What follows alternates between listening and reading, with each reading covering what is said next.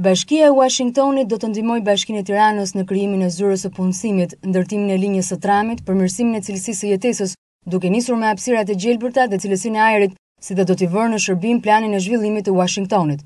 Kryetari i Bashkisë së Tiranës, Lulzim Basha, zhvilloi një takim me kryetarin e Bashkisë së Washingtonit, zotin Vincent Gray, të cilin e njohu me projektet për ta bërë Tiranën një qytet të zhvilluar dhe miqësor për biznesin, politikat e punësimit, përmirësimin e cilësisë së jetesës, dëgjimin e zërit të qytetarëve dhe pjesëmarrja e tyre në vendimarrje. Kryetari i Bashkisë së Tiranës theksoi se ai personalisht pret çdo të premte qytetarët, sikundër edhe drejtorët. Përveç këtij komunikimi të drejtë për drejtë, qytetarët komunikojnë me administratën e bashkisë dhe kryetarin edhe përmes letrave apo emaileve. Basha theksoi se është i vendosur që qytetarët të jenë pjesë e vendimarrjes për projekte të mëdha dhe në interes të tyre, sikundër do të dëgjohet zëri i tyre, siç nisim me buxhetin dhe do të vijojë me planin urbanistik.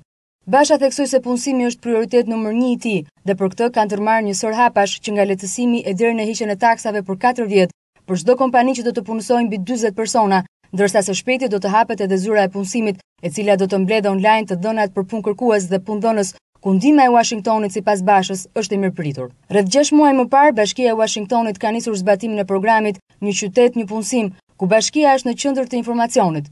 445 kompani janë përfshirë në këtë projekt dhe në një harë kohor 4 mujor është arritur punësimi i 1000 qytetarëve.